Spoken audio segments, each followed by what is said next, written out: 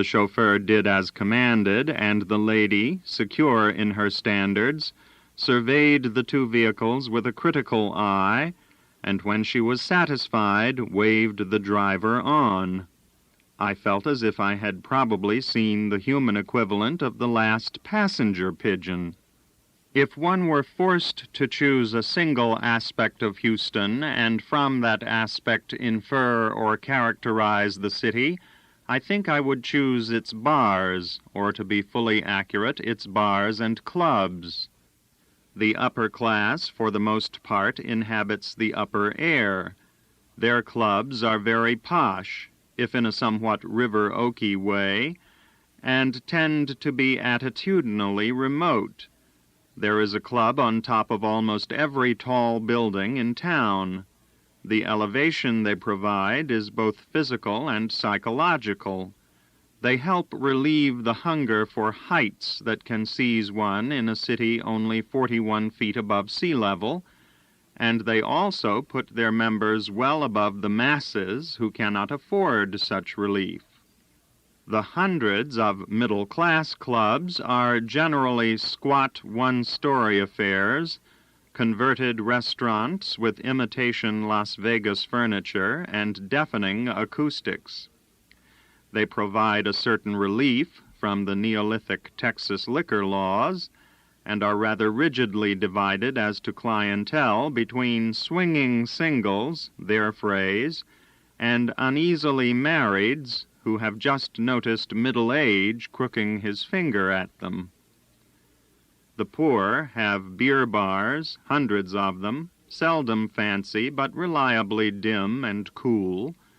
Most of them are equipped with jukeboxes, shuffleboards, jars of pig's feet, and talkative drunks. There are lots of bar burlesques, where from 3 p.m. on, girls gyrate at one's elbow with varying degrees of grace. On the east side, there are a fair number of open-air bars. Those who like to watch the traffic can sit, drink Pearl, observe the wrecks, and listen to Hello Vietnam on the jukebox. Louisiana is just down the road, and a lot of the men wear Cajun sideburns and leave their shirt tails out. On the west side, cowboys are common. Members of the cross-continental hitchhiking set congregate on Franklin Street, at places like the Breaking Point Lounge. Symbolic Latinos slip over to the last concert on the north side, or, if they are especially bold, go all the way to McCarty Street, where one can view the most extraordinary example of Mexican saloon and whorehouse architecture north of the border. My own sentimental favorite, the Angel Bar on Elysian Street, is now, alas, defunct, and I have never been able to find out if it went broke or if all the patrons killed themselves off. The waitress, a red-headed lady of advanced years, lushed happily all day on Thunderbird wine, and a jukebox full of wall-shaking Mexican music contrasted beautifully with the clientele of quietly menacing pachucos with tattoos on their fingers. There is that characteristic disadvantage to the bars of Houston. They are among the best places in America to get killed. Compared to them, the Hells Angels hangouts in San Bernardino are havens of security.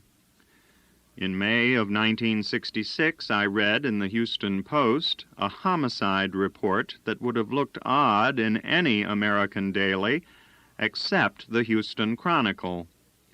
The killing took place in the Red Lily Cafe, and since there was no sex interest, the Post's report was beautifully succinct.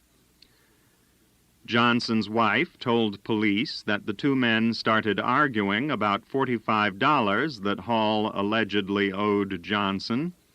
Both men went for their guns and exchanged several shots, police said. Houston may be one of the last places left where men so simply go for their guns when an argument gets hot. In 1966, a dozen such homicides were recorded in one weekend. A record Tombstone or Dodge City would have been hard put to match even in their heydays. A few months ago, an editor of my acquaintance came to Houston for the night. Somewhere between the airport and town, he stopped at a bar to wet his whistle, and while doing that, he called me.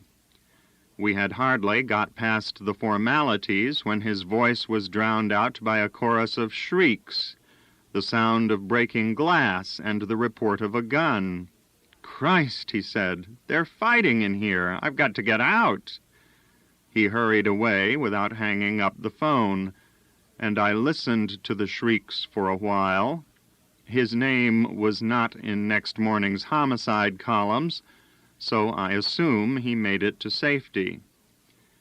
One cannot help believing that Houston's astonishing homicide rate is related to its equally astonishing rate of growth. A great many Houstonians are still in the process of transition from country ways to city ways. They are not yet urban, but they are no longer quite country either. Many of them are poor, and the unaccustomed urban pressures frustrate them severely. To let off steam, they go to honky-tonks, dance halls for country people who are no longer in the country. The honky-tonk jukeboxes are full of country music, a music that sustains its patrons' nostalgia for an Edenic rural past. In such a place, with a little beer under his belt, a man is apt to find that his frustrations are uncontainable. He has more steam to let off than he had realized, and he may let it off by shooting some poor bastard whose plight is little different from his own. The murders are triggered by the most trivial irritations. Last year, a man was shot because he refused to lend another a nickel. And more recently still, a gun-toter threw down on a waiter and shot him dead because there were too few beans in his chili. A few years ago, a countryman, bewildered to the point of dementia, stabbed his wife to death in the parking lot of a hospital, all the while singing "Jesus, Lover of My Soul." There is one amazing bar where the customers apparently congregate for the express purpose of showing off their guns, although most of the weapons exhibited are of the cheapest sort, $10 and $15 pistols, which are barely accurate the length of the bar. Of course, they are rarely fired at anything or anyone farther away than that. The mere possession of a gun often serves to bolster up the shaky confidence of a city billy who has not yet learned to handle himself in the city. It is not, of course, that there are no urbane people in Houston. Until recently, they were so scattered and in such a minority that their presence scarcely seemed to affect the city's character. But this is changing, and their numbers are increasing rapidly. Houston is easily the most female city in Texas, and the next quarter century will probably decide what kind of woman she will be. She may become a penny-clutching widower, or she may, with her money and her sexy trees, attract and accept the sort of imagination that could bring her to a rich maturity and make her a mother city. Even now she is being fecundated by a diversity of peoples, and her children might be interesting to know.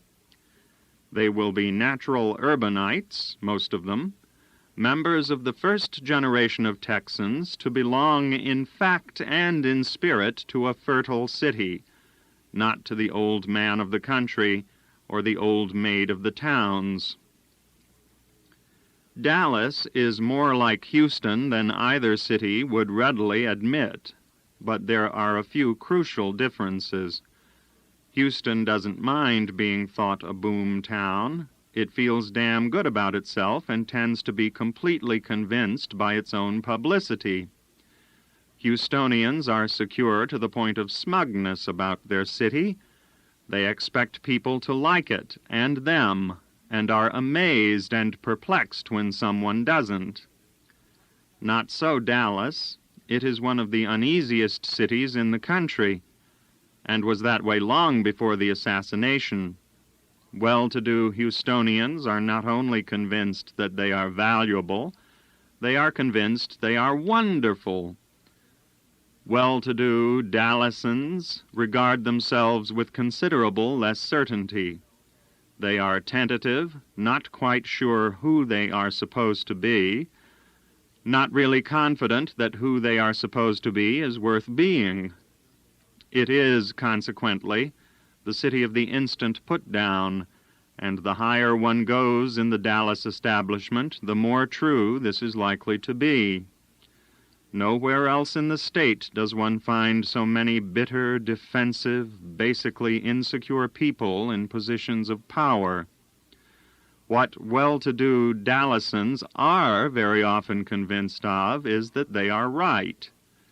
The Kennedy assassination and the Johnson presidency made self-questioners of many Texans, but the citizens of Dallas, now that the city's economy has survived the assassination, seem almost as self-righteous as ever. Indeed, part of the civic unease may be a result of the city's own very effective publicity. Dallas was the first Texas city to publicize itself heavily as a center of culture and sophistication, a campaign which seems to have contributed to the confusion of the populace. Such sophistication and culture as Dallas has is mostly hybrid, not indigenous. Like Houston, it is a business town and always has been. For a generation or so, its more affluent children have been provided with Eastern educations, and those of them who return to Dallas have to work at culture like mad to keep from feeling they are wasting themselves. The citizens of Dallas have the strain of maintaining the delusion that in their city, culture, not money, counts most. As in Houston, wealth and ostentation are respected, even adored, while art is dutifully and on the whole crudely patronized. Art is not really as important as money, but it is nonetheless something to be taken very seriously. The eccentric is not welcomed. The patrons are not confident enough to be comfortable in the presence of someone radically unlike themselves. A year or so ago, for example, the energetic young novelist and psychedelist Ken Kesey flew into Dallas for a book and author affair. Mr. Kesey responds very acutely to his surroundings, and after a day or two of Dallas parties where tensions and hostilities flicker like prairie lightning, he decided that the way to survive Dallas would be to get above it. Accordingly, he got high and stayed high, and just before his speech took the further precaution of supplying himself with a bag full of red rubber balls. His speeches tend to be loosely extemporized, and this one, I judge, was no exception. He was only getting plain fare for his trouble, and had felt under no obligation to write anything. Now and then, as he spoke, he threw the red rubber balls at what he judged to be hostile faces in the crowd, a tactic which disconcerted his audience and left his sponsors highly dismayed. It was clearly no way to approach high culture. Upon consultation, the sponsors decided that such irregularity ought to be punished, so they withheld the plain fare and told Mr. Kesey he could get back to California as best he could. He responded by threatening to invade a Murchison party, where he proposed to scrounge ticket money from the guests. The thought of such an indecorous proceedings had the desired effect, and the sponsors grudgingly forked over. Otherwise, most of what I have said about Houston and Houston's pretensions could simply be repeated for Dallas. Houston is open, an opportunist's delight. Dallas is cleaner than Houston, cleaner because more tightly controlled. In Dallas, the ruling oligarchy is old, cagey, and so well entrenched as to be practically invulnerable to rude invasion. The newspapers in both cities are languid and establishmentarian, but politically, Dallas is the more extreme.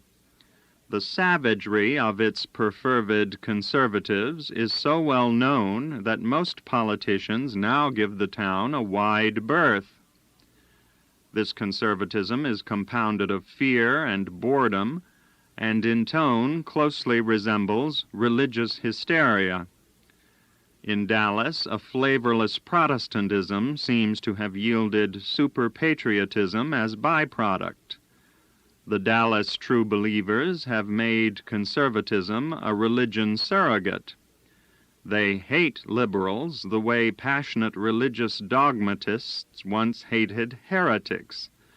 Orthodoxy is the American way of life as lived in Highland Park, and Earl Warren, among others, should be sent to the stake. Indeed, J. Evetts Haley drew wild applause in Dallas for suggesting that Warren should be hanged. The city contains one of the more picturesque skid rows in the state, a section known as Deep Ellum. There is a glossy picture of Jack Ruby in the window of a pawn shop there, a picture taken in his glossy days, such as they were. His head is enfolded between the breasts of one of his strippers.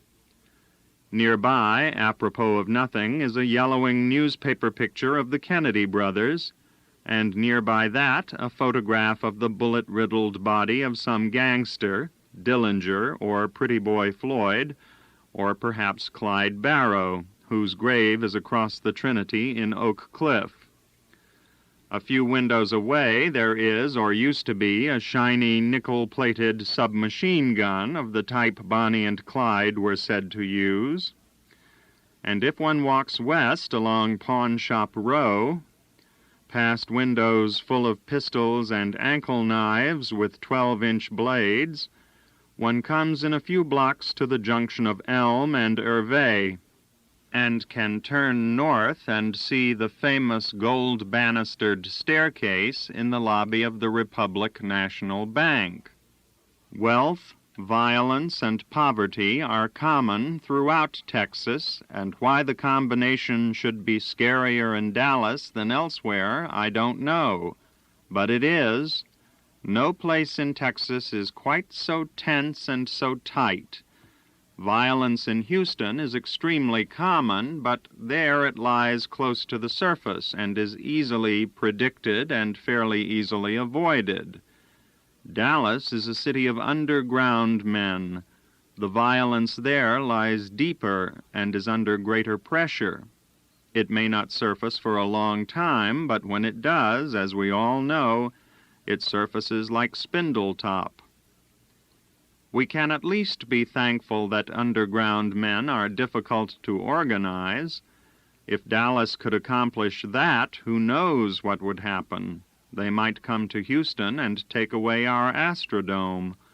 Or they might, on the other hand, rush down to Austin and secure themselves a sniper's nest from which to defend themselves against the armies of the mistaken, Lifeline's term, who want to take their goods and privileges and give them to Negroes and Communists. In such an event, they would choose, of course, the famous 18-story shaft of the University of Texas campus, a structure that long before the Whitman tragedy had attracted the deranged among us, though usually only for the purpose of self-destruction. In Houston and Dallas, the many tall buildings tend to neutralize one another, but the tower easily dominates the landscape of Austin, its only rival being the dome of the Capitol. The tower houses the should-be intellectuals who administer the university, the dome the all-too-genuine politicians who run the state. Betwixt this twain lie the gaming fields of Austin, so fertile with schizophrenia, a gay and crowded social greensward where knowledge courts power, and where the intellectual gourmet and the sexual gourmand sometimes feast together on the same rump. Austin is a happy place, sort of. Foreigners and Easterners surrender their affections to Austin more readily than to any other place in the state. They come reluctantly, drawn by the fragrance of our cash, and a great many of them stay.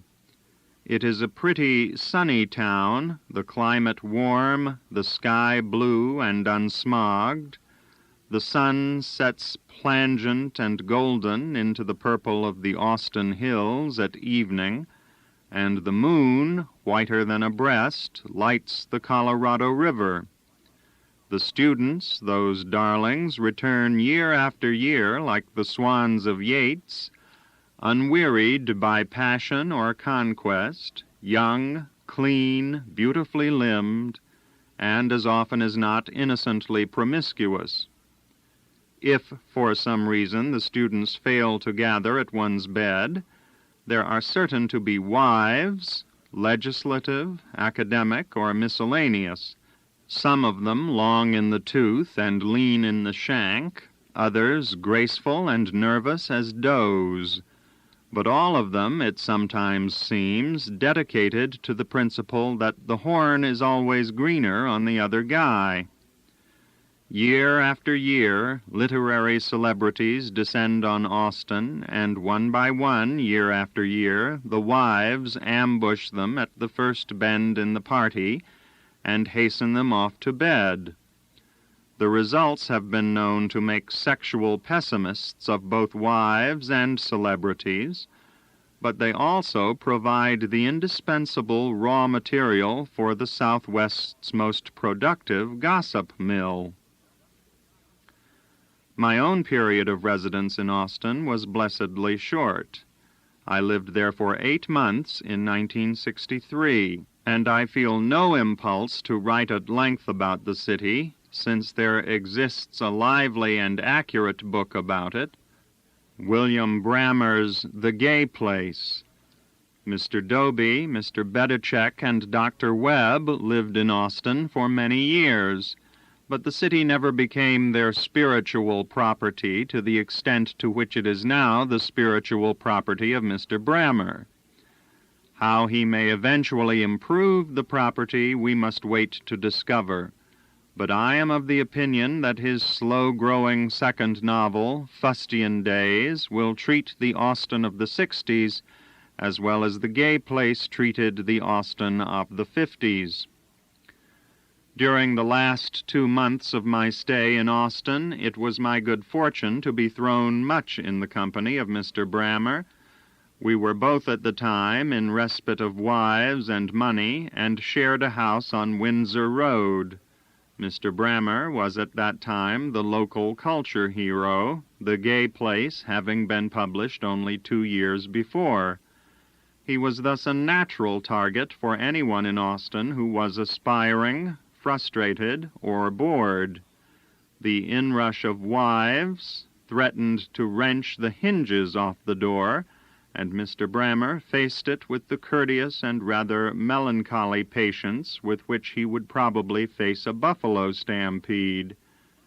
In the wake of the wives came a sweaty and verbally diuretic mass of bored or bitter professors, broke or bitter politicians, proto-hippies with beach balls full of laughing gas, and broke, bored, bitter young journalists who looked like they had been using themselves for blotters.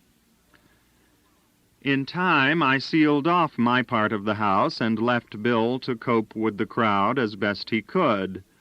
But during the brief weeks when I spent my nights opening the door, I got, it seemed to me, an adequate glimpse of Austin.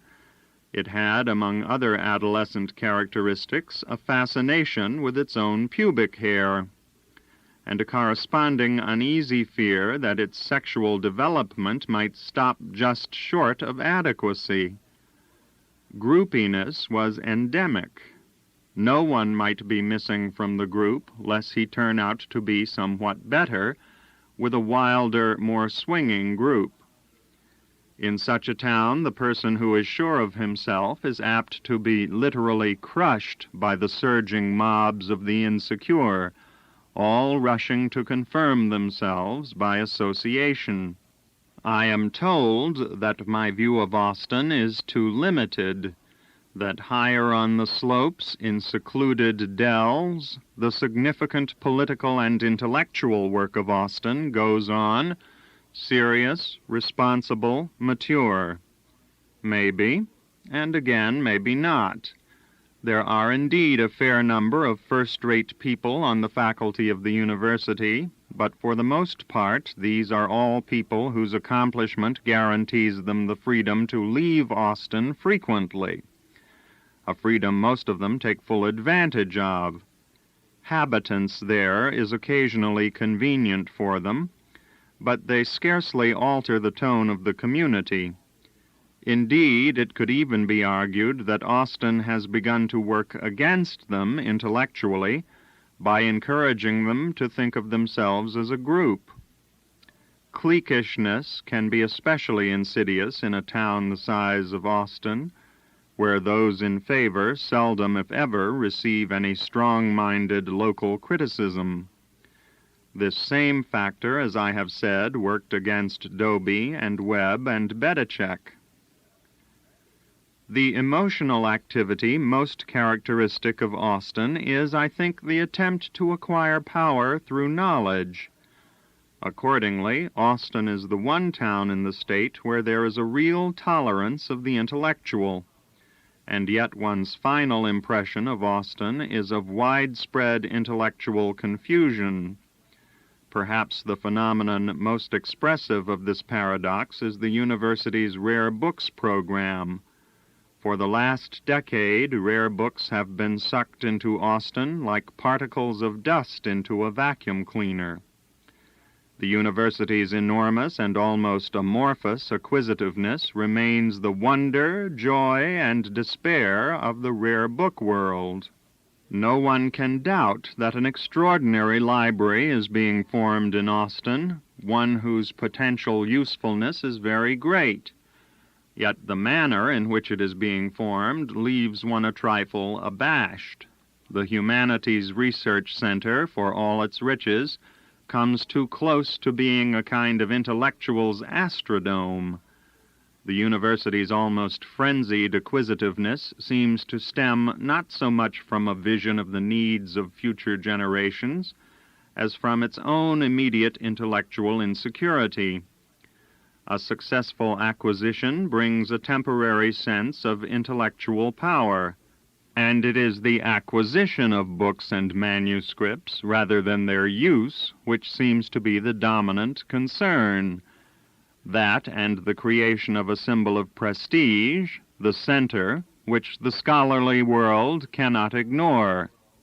This megalomaniacal acquisition of books, like the equally megalomaniacal boosterism which afflicts almost all our cities, might serve as a reminder that in an assessment of Austin or Texas, there is yet a greater megalomaniac to be considered. Austin is Johnson's town, and before long the king will be returning to the counting-house.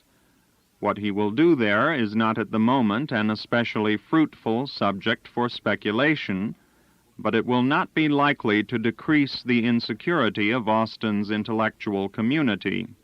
Austin intellectuals have always been frightened and awed by Johnson's force, and though the imagery differs, they accord him the sort of respect that Milton accorded Satan. Most of what I have had to say about the cities of Texas is embarrassingly obvious. They are young, boosteristic, and very hot for the big buck. I could blow the present chapter to 3 times this length with a few lungs full of local color, but that would not alter the theme.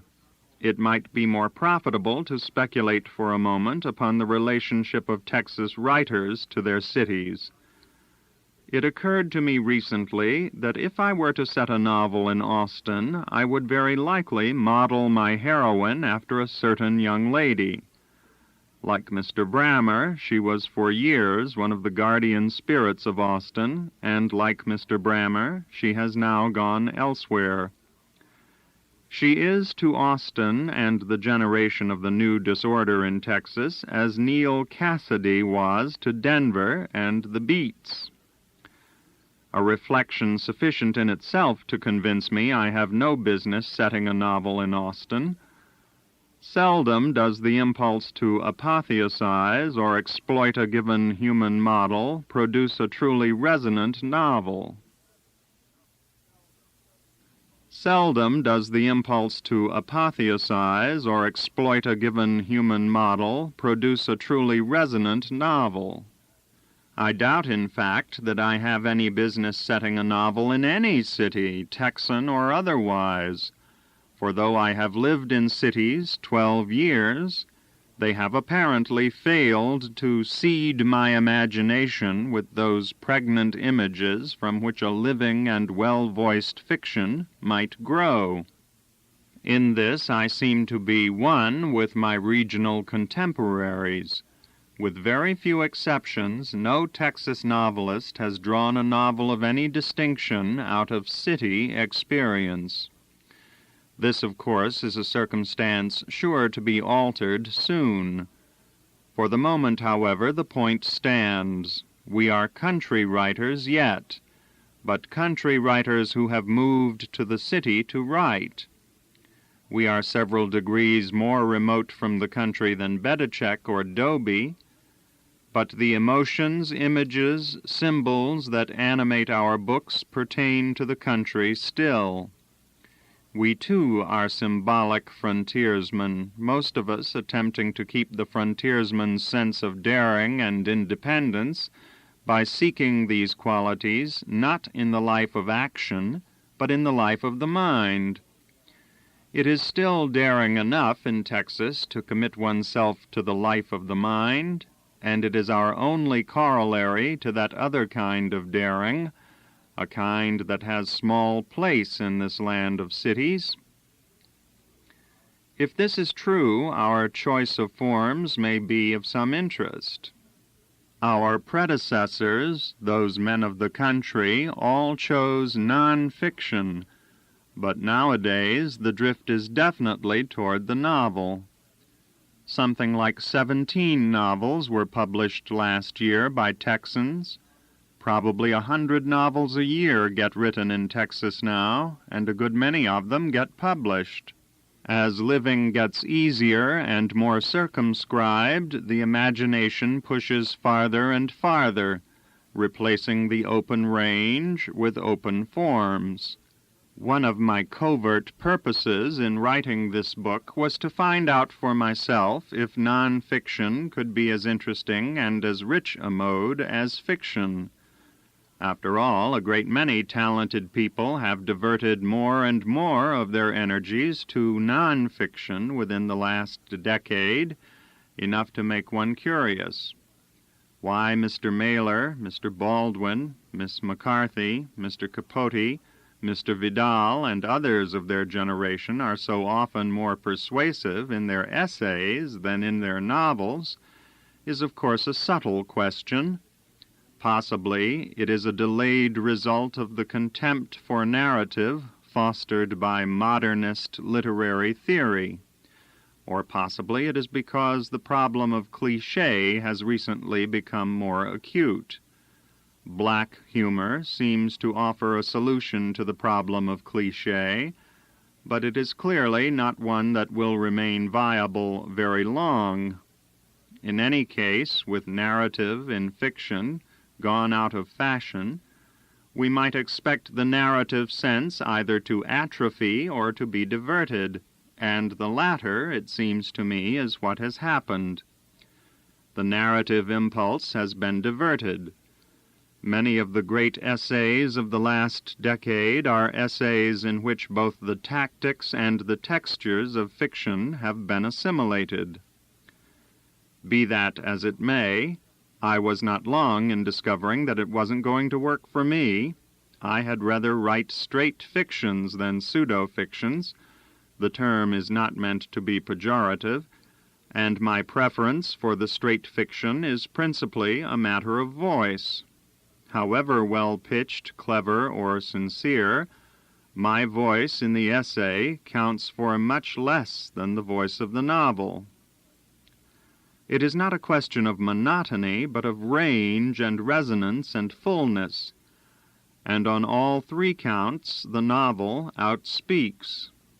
To put it in imagery more appropriate to my immediate subject, non-fiction is a pleasant way to walk, but the novel puts one horseback, and what cowboy, symbolic or real, would walk when he could ride?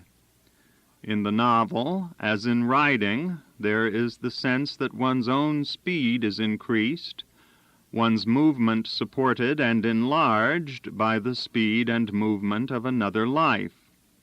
And for me, the motion of a novel is far more satisfying than the fidgetings of the brain that produce non-fiction.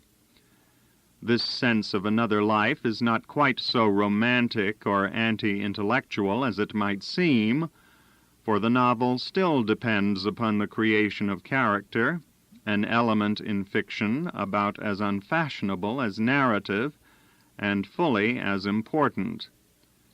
I do not say that narrative and character should be stressed at the expense of structure and symbol, but merely that the former are much more important than the poetics of fiction has made them seem. When my father was 12, my grandfather sent him alone with a small herd of steers to Graham, Texas, a town about 40 miles from our ranch. He was to sell the steers, buy new cattle, drive them home, and show a profit, all of which, from all reports, he did. At 12, I would have been hard put to drive a very docile herd of steers 40 yards. But at 12 I did discover Don Quixote. I was permanently altered by it, and just in time, too. Even if I could have driven a herd of steers to Graham, I should have had to cut 100 fences to get there, or else open 100 gates. In their youth, as I have said, my uncles sat on the barn and watched the last trail herds moving north. I sat on the selfsame barn and saw only a few oil-field pickups and a couple of dairy trucks go by. That life died, and I am lucky to have found so satisfying a replacement as Don Quixote offered.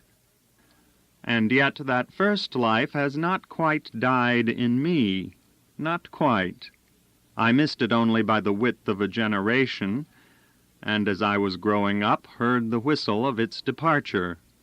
Not long after I entered the pastures of the empty page, I realized that the place where all my stories start is the heart faced suddenly with the loss of its country, its customary and legendary range.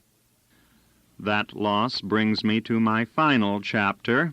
My generation had the country only long enough to realize that something was going, but with my father and my uncles it was different. They were of the last generation of Texans to have it fully. The country was the ground of their life, their womb, their daylight, and their tomb, and one might now properly ask to whom they have left that country, myself or HUD. The question, I realize, is slightly misleading, for it is clear that despite themselves they left their country to the suburbanized middle class, whom they would have held in large contempt. It is possible, though, that what they left was a split legacy, one that may gain them a sort of symbolic revenge on their unwitting heirs. The middle class will get the land one way or another, but HUD and I were left the water rights. That is, we were left the mythology, he to live it and I to dramatize it. In the final chapter, I should like to consider how that mythology operated in the lives of some of my blood kinsmen, and how by extension it is operating now in my own books and the books of my artistic kinsmen. Take my saddle from the wall, a valediction. Stranger. Mr. Goodnight, you have been a man of vision. Charles Goodnight. Yes, a hell of a vision. J. Frank Dobie, Cow People. Oh, when I die, take my saddle from the wall, and put it on my pony, lead him from the stall, tie my bones to his back, turn our faces to the west, and we'll ride the prairie that we love the best. Goodbye, old paint. Number 9. For braiding I have no gift. During the time when I was nominally a cowboy, I would sometimes try to braid a halter, a rope, or a bridle rein, usually with sad results. I could seldom make the strands I worked with lay easily or neatly together, and so it may be, I fear, with the braid of this book. The reader who has attended thus far will have noticed a certain inconsistency in my treatment of Texas, past and present, a contradiction of attractions, one might call it. I am critical of the past, yet apparently attracted to it, and though I am even more critical of the present, I am also quite clearly attracted to it. Such contradictions are always a bit awkward to work with, but in this case there is even an added difficulty. The strands of subject which I have attempted to braid are not of equal width, and I have only managed to twist them into a very rough plait. That I have not been able to do a smoother job is probably due to the fact that I am a novelist and thus quite unaccustomed to the strain of prolonged thought. My first concern has commonly been with textures, not structures, with motions rather than methods. What in this book appear to be inconsistencies of attitude are the manifestations of my ambivalence in regard to Texas, and a very deep ambivalence it is, as deep as the bone. Such ambivalence is not helpful in a discursive book, but it can be the very blood of a novel. I realize that in closing with the McMurtrys, I may only succeed in twisting a final awkward knot into this uneven braid, for they bespeak the region, indeed are eloquent of it, and I am quite as often split in my feelings about them as I am in my feelings about Texas. They pertain, of course, both to the old Texas and the new, but I choose them here particularly because of another pertinence.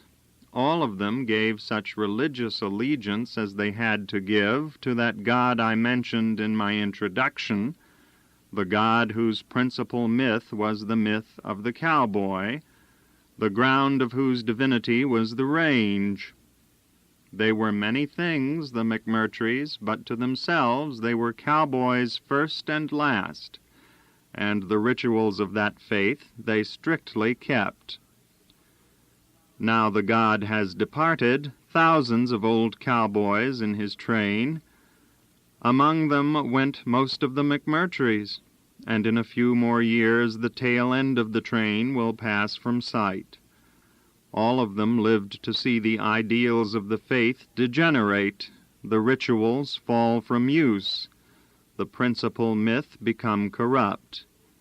In my youth, when they were old men, I often heard them yearn aloud for the days when the rituals had all their power, when they themselves had enacted the pure, the original myth, and I know that they found it bitter to leave the land to which they were always faithful, to the strange and godless heirs that they had bred. I write of them here not to pay them homage, For the kind of homage I could pay they would neither want nor understand, but as a gesture of recognition, a wave such as riders sometimes give one another as they start down opposite sides of a hill. The kind of recognition I would hope to achieve is a kind that kinsmen are so frequently only able to make in a time of parting. I have never considered genealogy much of an aid to recognition, and thus have never pursued my lineage any distance at all.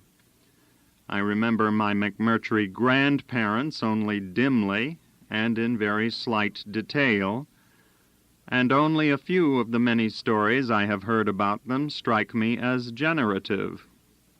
My grandfather, William Jefferson McMurtry, was the first man I ever saw who wore a mustache, a heavy gray one, and when I think of him I think first of that mustache.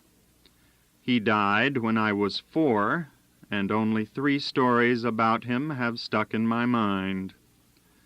The first was that he was a drunkard in his middle age, and that my grandmother, burdened with many children and unburdened by any conveniences, had found his drunkenness tiresome and threatened to leave him if he didn't stop drinking.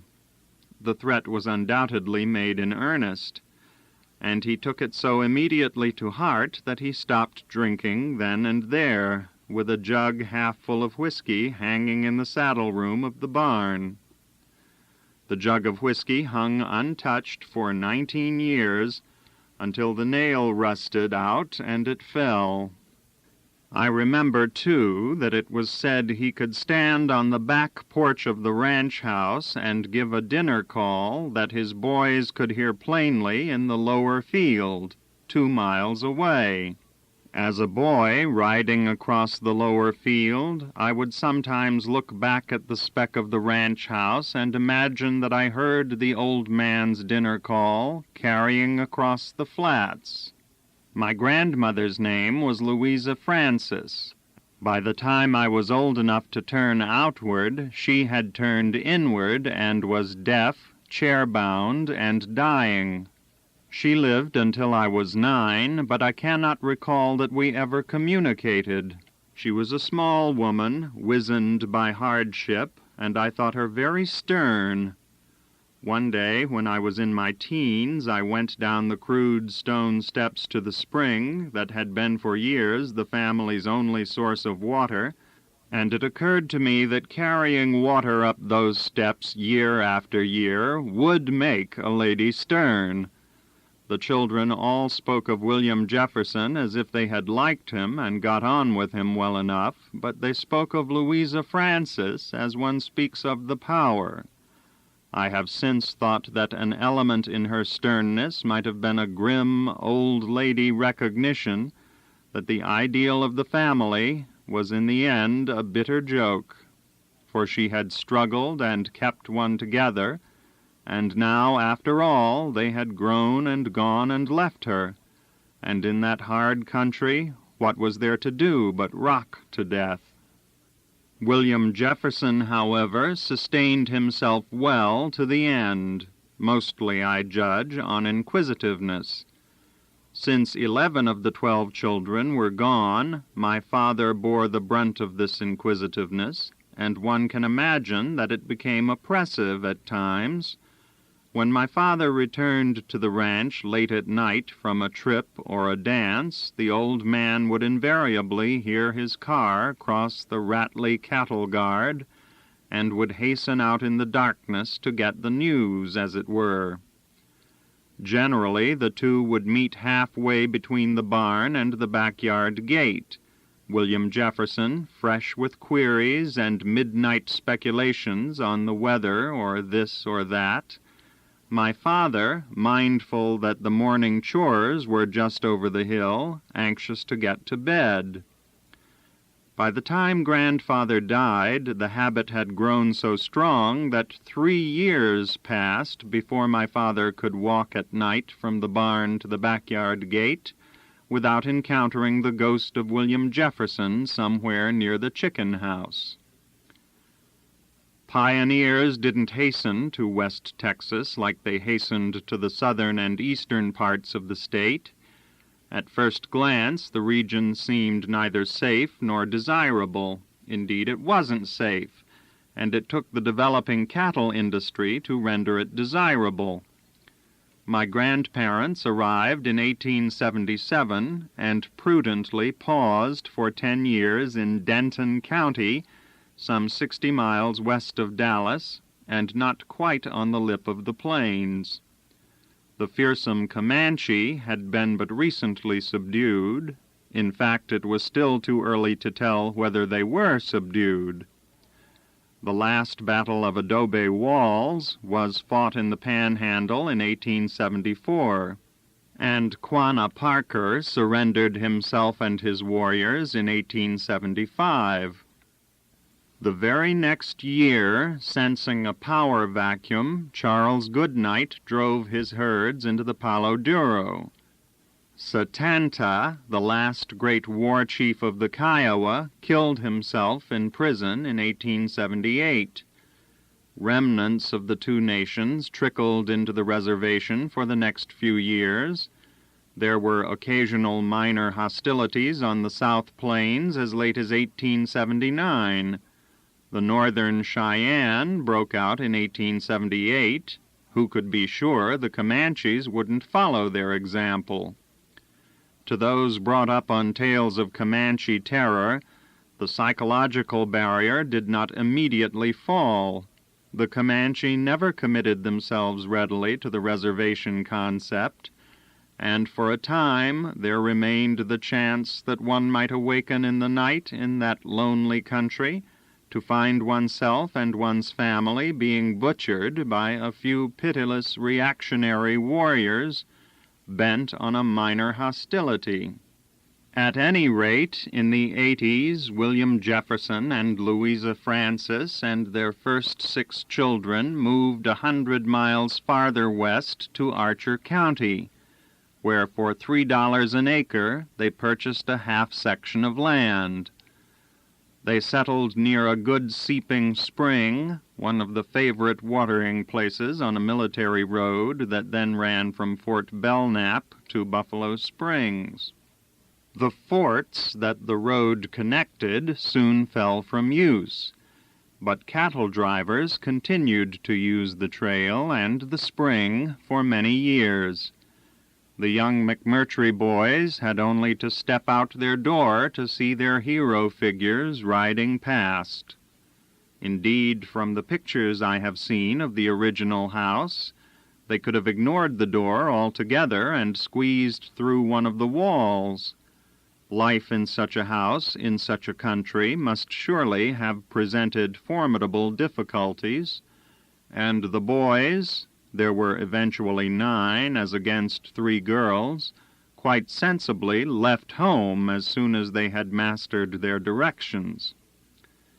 The median age for leave-taking seems to have been 17, and the fact that the surrounding country was rapidly filling up with farmers merely served as an added incentive to departure. The cowboy and the farmer are genuinely inimical types. They have seldom mixed easily. To the McMurtrys, the plow and the cotton patch symbolized not only tasks they loathed, but an orientation toward the earth, and by extension a quality of soul which most of them not so covertly despised. A one-gallus farmer ranked very low in their esteem, and there were even McMurtrys who would champion the company of Negroes and Mexicans over the company of farmers, particularly if the farmers happened to be German. The land just to the north of the McMurtry holdings was settled by an industrious colony of German dairymen, and the Dutchmen, as they were called, were thought to be a ridiculous and unsightly thorn in the fair flesh of the range. In later years, 2 or 3 of the McMurtry brothers increased their fortunes through farming, but this was a fact one seldom heard bruited about. Indeed, I heard no discussion of the matter until fairly recently, when one of the farms sold for an even $1 million, a figure capable of removing the blight from almost any scutcheon.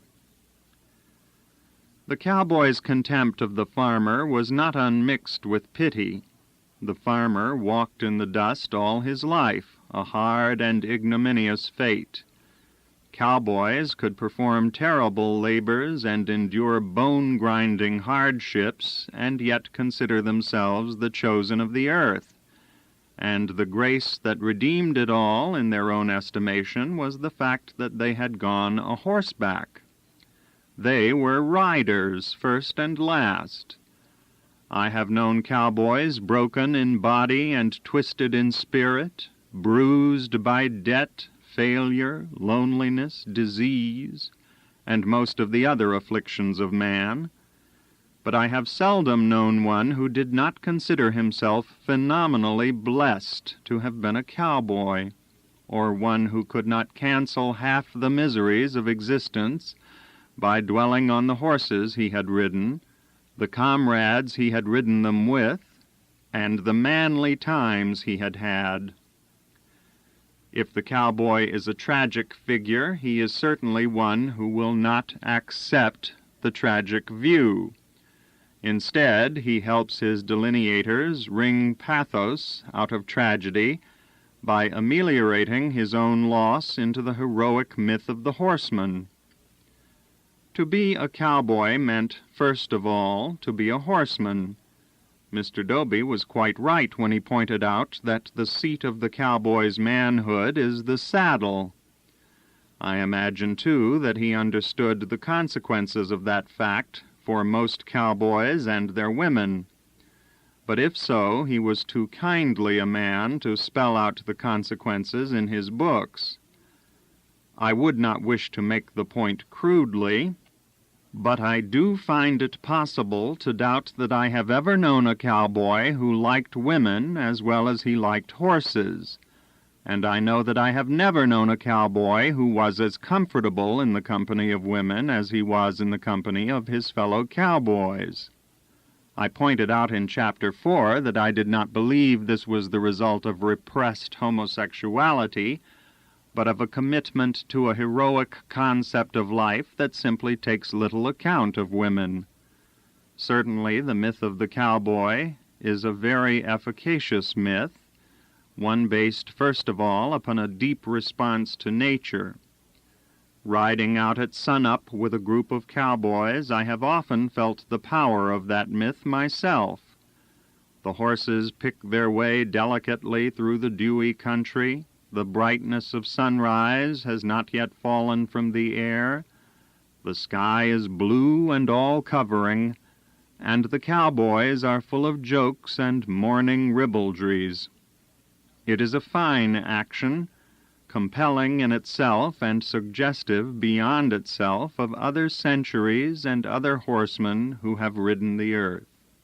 Unfortunately, the social structure of which that action is a part began to collapse almost 100 years ago, and the day of the cowboy is now well into its evening. Commitment to the myth today carries with it a terrible emotional price. Very often the cowboy becomes a victim of his own ritual. His women, too, are victims, though for the most part acquiescent victims. They usually buy the myth of cowboying and the ideal of manhood it involves, even though both exclude them. A few even buy it to the point of attempting to assimilate the all-valuable masculine qualities to themselves, producing that awful phenomenon, the cowgirl. If, as I suggested earlier, the cowboy is a tragic figure, one element of the tragedy is that he is committed to an orientation that includes but does not recognize the female, which produces in day-to-day life an extraordinary range of frustrations. Curiously, the form the cowboy's recognition does take is literary. He handles women through a romantic convention.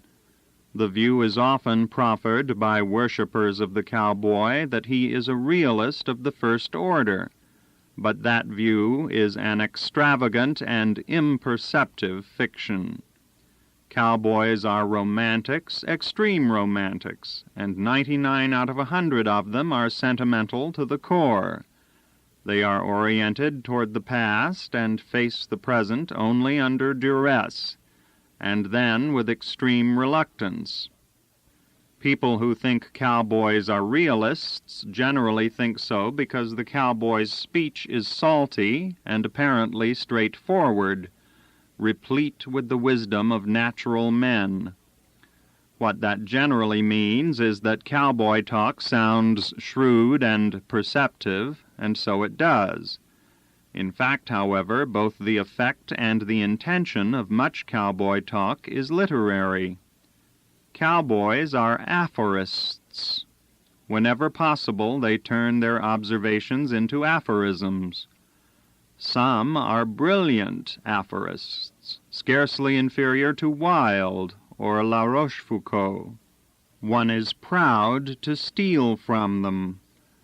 I plucked a nice one several years ago, to wit, "A woman's love is like the morning dew. It's just as apt to fall on a horse turd as it is on a rose." In such a remark, the phrasing is worth more than the perception, and I think the same might be said for the realism of most cowboys.